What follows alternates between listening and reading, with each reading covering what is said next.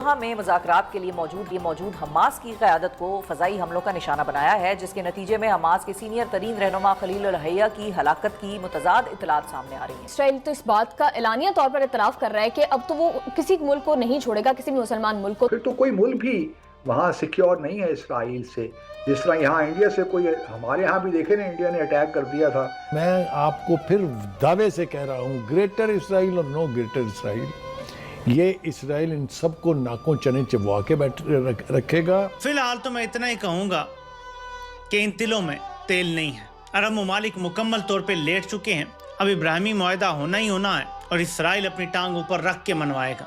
ये तो हालात बहुत मैं समझता हूँ कि खतरनाक होते जा रहे हैं और अरब दुनिया को खास तौर पे इसका नोटिस लेना चाहिए। दुनिया के सामने ये बताना कि कुछ भी हो, यहाँ पर जंगल का कानून राइज है, कोई मुज़ाकरात नहीं होंगे, क्योंकि हमने जो अपने मंसूबे जो अज़ाइम हैं वो दुनिया के सामने इसराइल ने अयां कर दिए हैं। वो बता रहे हैं कि हम क्या चाहते हैं और किस तरह से आगे बढ़े हैं।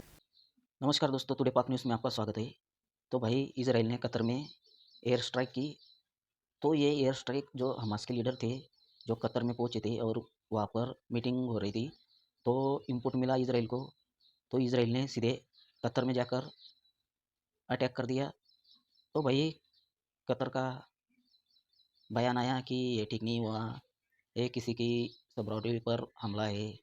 तो ये बोला गया भाई। तो उधर से अमेरिका का भी बयान आया कि हमने कतर को पहले बता दिया था। तो इसराइल ने हमें बताया था, इसराइल ने हमें बताया था, तो कतर को भी बताया था। तो कतर ने भी बयान जारी करके बताया कि हमको मालूम नहीं था। तो पाकिस्तान में खलबली मची है कि भाई, एक किसी मुस्लिम मुल्क को नहीं छोड़ रहा है इसराइल, तो एक दिन हम पर भी गाज गिरेगी इसराइल की। तो ये पाकिस्तान में खलबली मची हुई है और भाई, मुस्लिम अम्मा को मार रहा है इसराइल, कोई खड़ा नहीं हो रहा है और ये छाती पीट रही है भाई। अरे भाई, जुबानी बातें बंद करो, खुद खड़े हो जाओ और करो हमला इसराइल के ऊपर, करके देखो, फिर तुम्हें भी पता चलेगा। तो ये डरपोक कौम पाकिस्तानी बस बोलती है कि हमारे मुस्लिम भाई हमारे मुस्लिम उम्मा को मार रहा है। बस मुस्लिम उम्मा के नाम पर इन लोगों ने बहुत पैसे खाए हैं पाकिस्तानी। ये बड़ी बड़ी बातें बोलती है। इन लोगों को ईरान के नाम पर भी पैसा खाया, पाकिस्तान के नाम पर पैसा खाया, पूरी मुस्लिम नाम पर धब्बा है ये लोग। तो भाई, देखते हैं आगे क्या बोल रही है। जी, तो दावा ये किया जा रहा है कि जो कतर के ऊपर इसराइल ने हमला किया है उसके बारे में अमेरिका को पहले से पता था और अमेरिका ने, यानी ट्रंप ने, अपने बंदे को कहा कि कतर को भी इन्फॉर्म कर दो और कतर को भी इन्फॉर्म कर दिया गया था। ये आया है अमेरिका का वर्जन, ये है ऑफिशियल व्हाइट हाउस का वर्जन। लेकिन खेल में एक ट्विस्ट तब आता है जब कतर की फॉरेन मिनिस्ट्री के ऑफिशियल स्पोक्स पर्सन यह बयान जारी करते हैं। The statement being circulated about Qatar being informed of the attack in advance are baseless. The call from a US official came during the sound of explosions caused by the Israeli attack in Doha. Attack शुरू हो चुका था, धमाके हो रहे थे, तो America की कॉल आई। इससे पहले अमेरिका की कोई कॉल हमें नहीं आई। यहाँ पे बहुत सारे सवालात जन्म लेते हैं। अमेरिका ये दावा क्यों करेगा कि हमने कतर को पहले इन्फॉर्म कर दिया था? लेकिन अगर अमेरिका का ये दावा झूठा है तो कतर का दिफाई निज़ाम कहाँ है? कतर के राफेल जहाज कहाँ हैं? F-15s कहाँ हैं? कतर कोई गरीब मुल्क नहीं है, बड़ी ज़बरदस्त एयरफोर्स रखता है कतर। नंबर्स को छोड़ें, लेकिन उनके पास बड़े एडवांस जेट्स मौजूद हैं। तो वो कहाँ थे?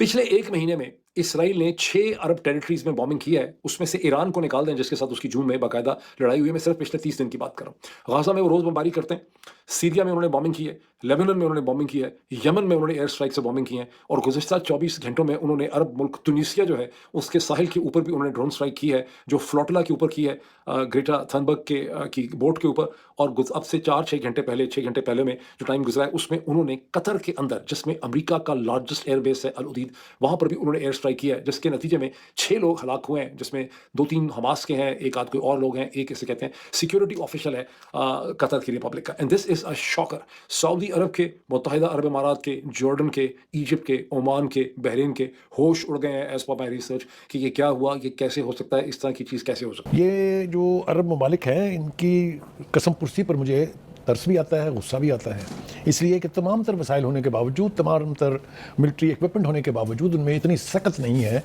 कि अमेरिका, इसराइल जैसी छोटी सी रियासत जो इतनी सी जिसकी औकात है टोटल, उसके खिलाफ कोई इकदाम कर सकें। ईरान ने हाल ही में साबित किया कि वो मुल्क जो ज़ाती गैरत रखते हैं, वो मुल्क जिनकी अपनी कोई अना होती है, जिनकी कोई अपनी मिली सोच होती है, वो फिर इस तरह का जवाब देते हैं कि मिसाल कायम की हुई है, अभी चंद महीने भी नहीं हुए इसको, ठीक है। वो दूसरी बात है कि इसराइल का वीज़ा इतना खुल गया है कि 6 महीने में उसने 6 ममालिक के खिलाफ जारियत की है, हमले किए हैं उनके ऊपर। तो ये तो खुली इंटरनेशनल जारियत है, इसके ऊपर अगर सारे अपने अपने घुटनों में मुंह दे के बैठे रहेंगे तो मैं आपको फिर दावे से कह रहा हूँ, ग्रेटर इसराइल और नो ग्रेटर इसराइल, ये इसराइल इन सबको नाकों चने चबा के रखेगा। अमेरिका ने इस खित्ते की जो दौलत है, जो ऑयल है, उसके ऊपर अपना तसल्लुत कायम रखना है, ये उसके लिए लाइफ लाइन है। तो भाई ये बहुत डोनाल्ड ट्रंप को बोल रहे थे कि नोबेल पुरस्कार मिलना चाहिए। सबसे पहले आसिम मुनीर पहुंच गया था यूएस और नोबेल पुरस्कार की घोषणा कर दी थी, शांति नोबेल पुरस्कार की, कि डोनाल्ड ट्रंप को मिलना चाहिए शांति नोबेल पुरस्कार। तो भाई आपका आ गया, आप बोल नहीं सकते हो तुम लोग डोनाल्ड ट्रंप को कि ये भाई ये युद्ध रुकवाओ, इसराइल को बंद करो, ये दूसरे देशों में जाकर भी ठोकराए है। तो भाई ये इनको भी सोचना चाहिए था हमास को। ये इसराइल के लोग अपने देश में वीकेंड पर मौज मस्ती कर रहे थे, अपना गाने पर डांस कर रहे थे। तो ये हमास के जो खुजली होती है ना भाई, इन मुस्लिम लोगों के ऊपर जो खुजली होती है, तो ये अपने आप ये आप छाती पीट रहे हैं। कितने लोगों को मारा था इन लोगों ने, हमास के लोगों ने? क्या गलती थी इन लोगों की? जो इसराइल के क्या गलती थी इसराइल की लोगों की, जो अपने आप देशों में नाच रहे थे, गा रहे थे, मौज मस्ती मना रहे थे, वो अचानक आकर कितने लोगों को मार डाला और कई लोग घायल हो गए। तो क्या करेगा ये इसराइल? और फिर कतर को क्या गरज है अपने देश में ऐसे लोगों को पालने की? अब तुर्की को भी अब डर लग रहा है, तुर्की पाकिस्तान में भी है भाई हमास के लड़ाके। तो ये बोल रहे हैं कि इतने दूर जाकर, कतर में जाकर इसराइल ने ठोका, ईरान को ठोका, हमास को ठोक रहा है, कोई रोकने वाला नहीं है, कोई खड़ा नहीं हो रहा है। ये तो बहुत नोबेल पुरस्कार शांति पुरस्कार डोनाल्ड ट्रंप को कह रहे थे देने को। तो आप कहाँ गई तुम्हारी जुबान? ये तुम्हारे फील्ड मार्शल आसिम मुनीर को कहो कि डोनाल्ड ट्रंप को कि भाई तुम क्या कर रहे हो? अरे ऐसा नहीं हो सकता, ये अमेरिका के कहने से ही कतर में हमला हुआ है, ये ध्यान रखना। तो भाई अब ये छाती पीट रहे हैं, ये सिर्फ छाती पीटते हैं। मुस्लिम उम्मा हमारे भाई, कोई खड़ा नहीं हो रहा है। अरे भाई आतंकवादी मत पालो अपने देश में, एक सलाह देता हूँ, मत पालो आतंकवादी। ये खुद नासुर होते ही है, ये खुद नासुर होती ही है, अपने देश को भी बर्बाद कर देते हैं ये लोग, इनके वजह से सब बर्बाद हो जाता है। ये सांप जब पालोगे ना तो ये दूसरा तो ठोकता ही इन लोगों को, ये जहरीले सांप घर में भी काटने लग जाते हैं। तो ये ध्यान रखना पाकिस्तानियों, जब तुम सुन रहे हो तो ये हालत हो गई है पाकिस्तान की। अब छाती पीटते रहो। अब डोनाल्ड ट्रंप, इनको अच्छा लग रहा था, भारत पर टैरिफ लगा रहा था तो इनको अच्छा लग रहा था, ये शांति पुरस्कार के लिए डोनाल्ड ट्रंप को मिलना चाहिए, पहुंच गए थे। अब इनकी जुबान कट गई, अब ये बोल नहीं रही है।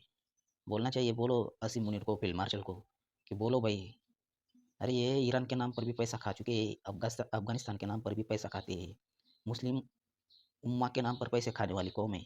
इनको ना मुस्लिम ना कोई धर्म प्यारा है, इनको पैसे प्यारे है पाकिस्तानियों को, गधे को। सोचो तुम लोग। और शेयर, सब्सक्राइब, कमेंट करो। मिलते हैं अगली वीडियो पे, धन्यवाद।